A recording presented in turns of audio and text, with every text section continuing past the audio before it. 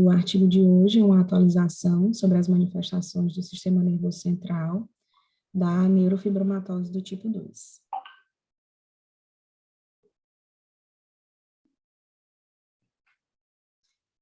A neurofibromatose é um grupo de síndromes tumorais com predisposição familiar, caracterizada pelo desenvolvimento das lesões neoplásicas e displásicas distintas, que afetam predominantemente o sistema nervoso central e periférico. Elas são divididas em 8 entidades clínicas, mas são 3 mais frequentemente relacionadas, que é a neurofibromatose tipo 1, tipo 2 e a schwannomatose. Elas foram uma síndrome descritas primeiramente em 1917, divididas em neurofibromatose tipo 1 e 2, e após esse período foi possível identificar que existiam síndromes com características distintas. Então, elas foram separadas em neurofibromatose periférica e neurofibromatose central, onde uma predominava lesões neurocutâneas periféricas e a outra predominava lesões intracranianas e espinhais distintas. Em 1980, foi feita uma ligação da neurofibromatose com regiões distintas do cromossomo 17 e 22, e foi observado que a cada região dos cromossomos acometida existia uma distribuição e tipos de lesões encontradas de formas diferentes. Em 87, foram delineados os primeiros critérios diagnósticos distintos para neurofibromatose tipo 1 e neurofibromatose tipo 2.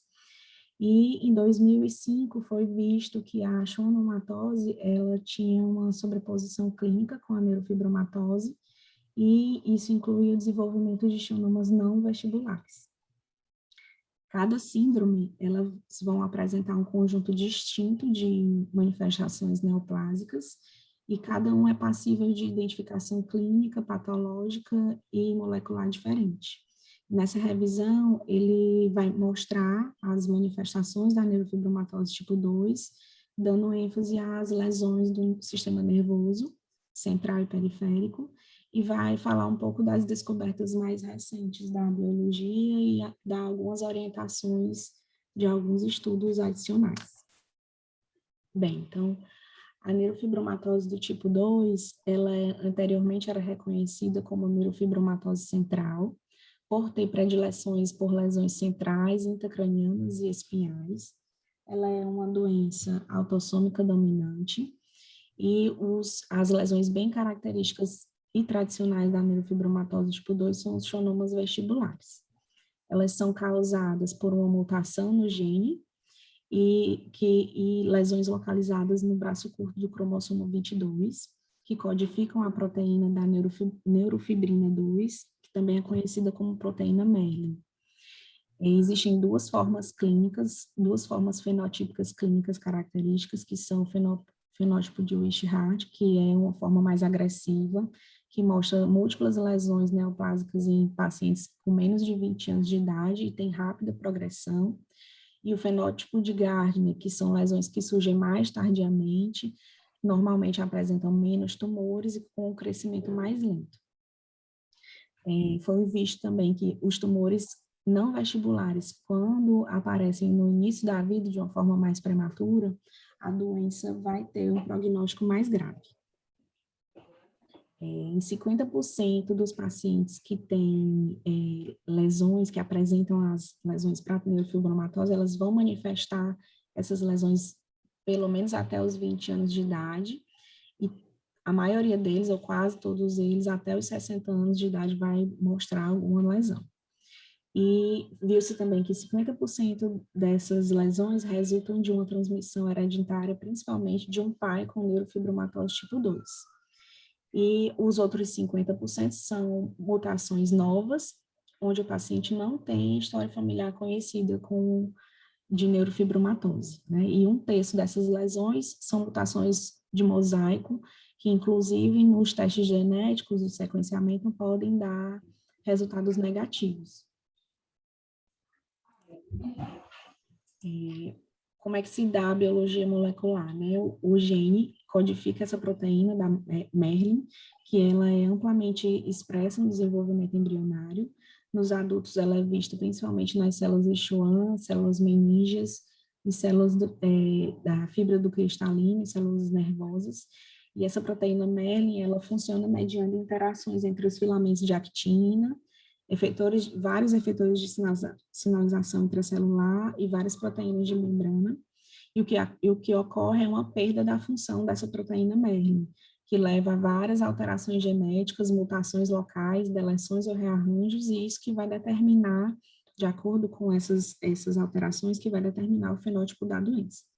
Essas vias, essas perdas de função, de acordo com os locais, estão tendo várias vias terapêuticas alternativas, né? Normalmente, as medicações são medicações que vão inibir as proteínas reguladas pela proteína MER. Como é que é feito o diagnóstico da neurofibromatose tipo 2, né? Normalmente, a investigação, ela se inicia em indivíduos que têm um risco considerado para desenvolver a doença, então, no caso, pessoas que têm história familiar positiva, e em pacientes que mostram xonomas cutâneos, ou achados oftalmológicos, ou déficits neurológicos. 50% desses pacientes vão ter também as manchas café com leite, que são características da neurofibromatose tipo 1. A diferença é que na neurofibromatose tipo 2, essas manchas são em menor quantidade. E em 1992, foram levantados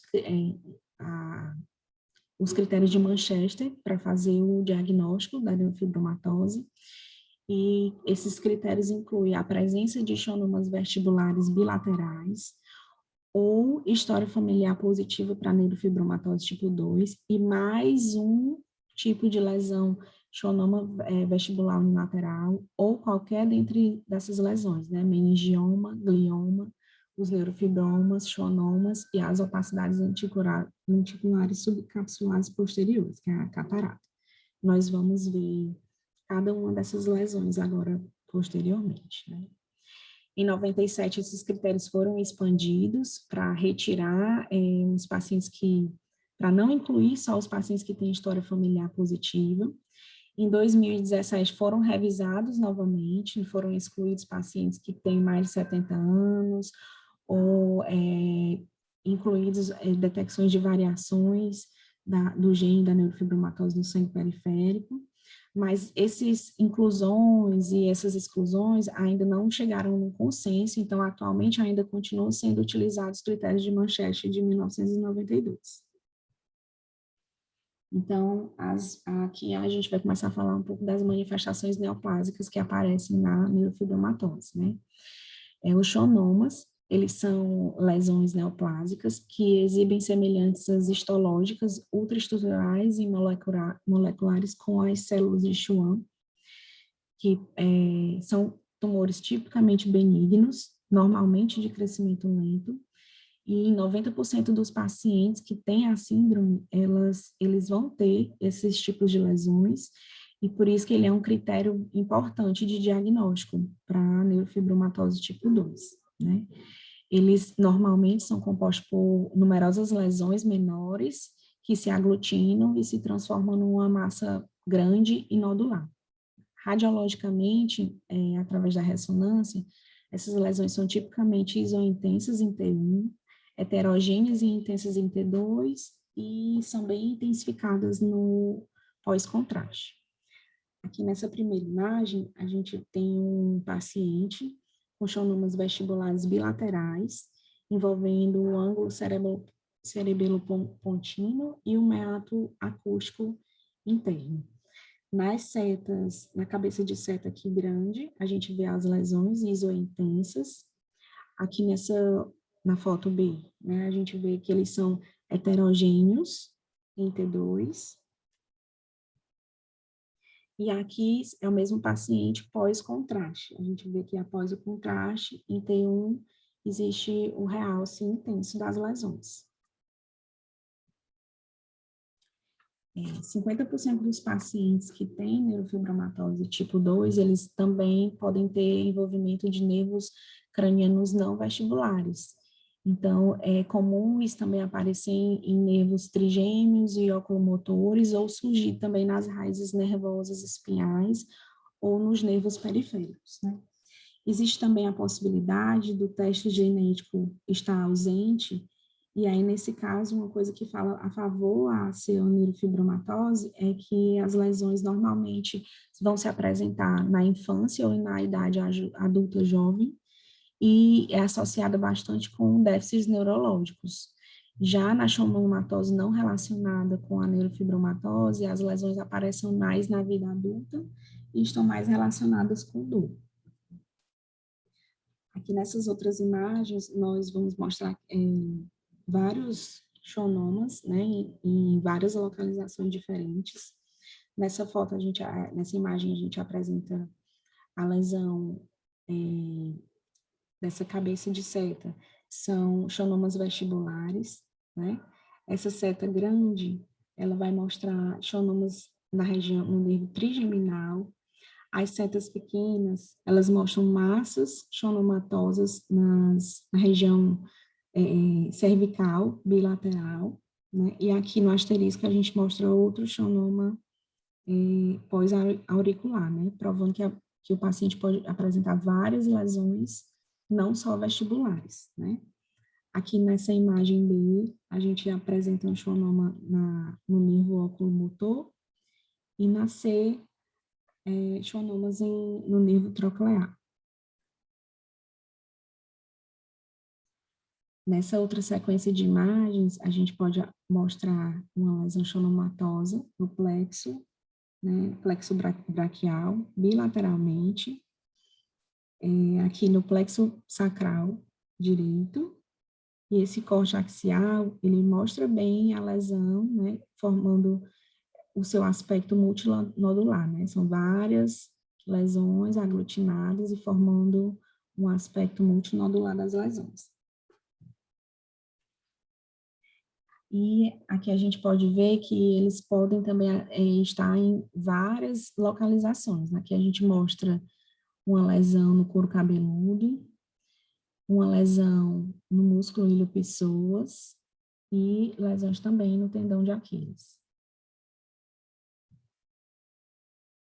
Então, normalmente a gente vai ver que o tratamento para essas lesões seriam cirúrgicos, mas várias lesões não têm possibilidade de cirurgia, então ainda está sendo estudado vários tipos de medicações que basicamente elas servem para diminuir a taxa da multiplicação tumoral, do aumento tumoral, né? Mas nenhuma das terapias foi ainda aprovada pelo FDA. Outras lesões características de neurofibromatose são os meningiomas, né? Elas são células que evidenciam uma aparência histológica, ultraestrutural e imunofenotípica de células meningoteliais. Em 5% da população geral que vão ter diagnóstico de meningioma, 20% deles vão ter também o diagnóstico de neurofibromatose tipo 2, e eles estão presentes em mais ou menos 40% a 45% dos indivíduos diagnosticados, né? 20% deles estão localizados em meningiomas espinhais. Ocorrem com mais frequência na região supratentorial, na região frontal e parietal e temporal, mas também podem ocorrer ao longo da foice do cérebro. A variante mais comum é a variante histológica fibrosa, e 50% dos pacientes com neurofibromatose tipo 2 vão ter múltiplos meningiomas, que também, pelos critérios de Manchester, é um dos critérios diagnósticos para a síndrome. Principalmente em pacientes pediátricos, né, que a probabilidade de existir o diagnóstico através da presença desses meningiomas na população pediátrica é bem maior do que na população adulta. Aqui nessa imagem, a gente tem uma ressonância mostrando mostrando essa lesão, né, esses meningiomas aqui pós-contraste, na base do crânio, né, aqui nessa seta inteira, são schwannomas bilaterais, na verdade, na ponta de seta, a gente tem meningiomas nas cavernas de Meckel, e na setinha branca, uma lesão também no seio cavernoso. E aqui no corte axial, a gente consegue ver vários meningiomas acometendo a foice cerebral.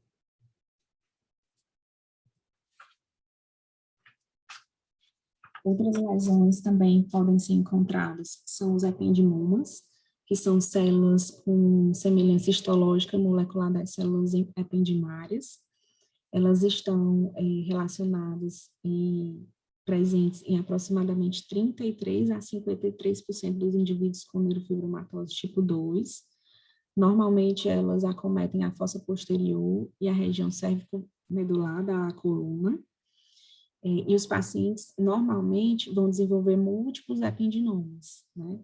E eles vão apresentar na imagem uma aparência característica com colar de pérolas ao longo da medula espinhal. O tratamento dessas lesões normalmente é conservador devido à gravidade e à morbidade, o aumento da morbidade associado à ressecção dessas lesões. Aqui nessa imagem a gente tem uma massa intraventricular no quarto ventrículo, que é um meningioma, e nessa outra imagem são massas intramedulares na coluna vertebral. Os gliomas são utilizados como critérios diagnósticos para neurofibromatose, mas nessa revisão foi visto que quase 80% das lesões gliomatosas, elas na verdade não são gliomas, elas são ependinomas, e foi sugerido até retirar os gliomas dos critérios de Manchester, mas ainda não se chegou num consenso, então não foi retirado e eles continuam fazendo parte dos critérios diagnósticos para neurofibromatose também. As meningioangiomatoses, elas são lesões raras, aproximadamente com 200 casos apenas descritos na literatura. Elas normalmente são lesões que se assemelham a malformações vasculares, e devido a elas terem essas características, elas podem ser confundidas com outras lesões. Elas normalmente estão localizadas no lobo temporal e no lobo parietal, e normalmente elas são associadas de forma assintomática com a neurofibromatose tipo 2. Elas podem estar presentes como uma lesão solitária ou uma lesão multifocal difusa, e radiologicamente elas se mostram como uma lesão hipodensa na tomografia ou com um realce heterogêneo pelo contraste. Em 90% dos casos, ela está acompanhada de calcificações, e na ressonância elas são lesões hipointensas a isointensas, e elas podem adquirir um padrão gireiniforme, refletindo o padrão leptomenídeo, né, da disseminação. Raramente elas estão associadas a lesões sarcomatosas, e no PET nós vemos lesões brilhantes, né? Aqui a gente mostra um paciente com meningioangiomatose, com essas lesões hiperintensas em FLE, e mostrando que elas têm um intenso realce de contraste, né? Mais lesões associadas são os microarmatomas gliais, ou armatia, que são coleções circunscritas de células gliais de aparência imatura, com núcleos pleomórficos atípicos, multinucleação ocasional ou citoplasma eosinofílico. Elas normalmente estão espalhadas por toda a substância cinzenta cerebral, e ocasionalmente elas estão encontradas em outras regiões do cérebro, como os gânglios da base, tálamo, cerebelo, tronco cerebral e medula espinhal. E elas também são lesões patognomônicas quando estão dispersas de neurofibromatose tipo 2. Aparentemente, os pacientes são assintomáticos e radiologicamente elas se mostram imagens hiperintensas em T2, e elas têm um padrão semelhante e quase indistinguível de uma displasia cortical focal. Então, essa falta de especificidade na aparência dificulta essas lesões como um critério de diagnóstico clínico. Então, essas lesões não estão nos critérios, né? Os neurofibromas, apesar do nome, eles raramente são neurofibromas puros, então o valor também da inclusão dessas lesões nos critérios para diagnóstico é discutível, e ainda não se houve um consenso para retirarem essas lesões, então eles continuam presentes nos critérios diagnósticos. E outras manifestações que podem estar presentes na neurofibromatose são as calcificações intracranianas. Normalmente, elas estão associadas a outras lesões, como meningiomas intracranianos ou a meningioangiomatose. As neuropatias periféricas, que mais frequentemente são mononeuropatias, principalmente em crianças, e polineuropatias em adultos, e são ocasionadas principalmente pela compressão local dos nervos, pelas lesões, né? Também podem acontecer lesões oftalmológicas, em 60% a 80% dos pacientes com neurofibromatose tipo 2 vão apresentar cataratas, e podem também desenvolver amartomas retinais ou meningiomas da bainha do nervo óptico. E as lesões cutâneas são aquelas lesões clássicas em manchas café com leite, só que na neurofibromatose tipo 2, elas estão em menores quantidades, normalmente em menos de 10 lesões, e elas estão frequentemente associadas com schwannomas plexiformes dérmicos, e principalmente elas acontecem nos pacientes que têm o fenótipo Rich-Hard, que são os pacientes que têm a doença mais grave. E como conclusão, né, nesse artigo, ele fala que é uma síndrome de predisposição tumoral familiar, caracterizada pelo desenvolvimento das lesões distintas do sistema nervoso, resulta das alterações do gene da neurofibromatose tipo 2 no cromossomo 22, resultante de uma disfunção da proteína MER. Os estudos, eles continuam sendo refinados para tentar refinar os critérios diagnósticos, mas ainda não chegou-se a um consenso de manter ou retirar alguma dessas lesões desses critérios. A inclusão dos neurofibromas também é questionável, e os gliomas difusos também não estão fortemente associados, mas eles continuam nos critérios porque eles podem ser ependinomas, na verdade, e estão sendo ainda feitos vários estudos para identificar os biomarcadores bioquímicos e moleculares, que serão úteis tanto no diagnóstico como na avaliação e no manejo dos pacientes com a neurofibromatose tipo 2.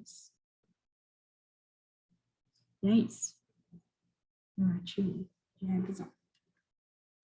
Muito bom, Rosana. Muito bom. Parabéns. E o artigo, muito bom, né? Isso. Você gostou aí? Gostei. Bem completo. É bem completo e para vocês que estão começando, né? Uhum. Dá uma revisão geral, né? Mostra os tipos de tumores que vocês têm que se familiarizar daqui para frente, né? Uhum. Pensar nessas doenças, né? Fibromatose tipo 1, tipo 2, as facomatoses, né? Que são doenças que têm alterações na pele e no sistema nervoso central. Isso. Certo? Então, assim, Certo. eu comecei a ver também no R1, igual você, Rosana. Uhum. Não é fácil, mas ao longo da caminhada você vai, e os outros colegas também vão se familiarizando, tá certo? Tá certo. Muito obrigado, parabéns aí pela Obrigada também. apresentação. Se alguém quiser fazer algum comentário, fique à vontade. Tá certo? Se não tiver comentário, só agradecer a presença de todo mundo, né?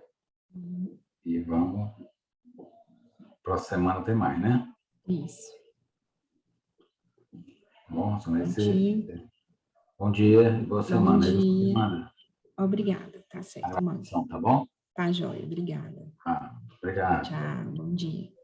Parabéns. Obrigada.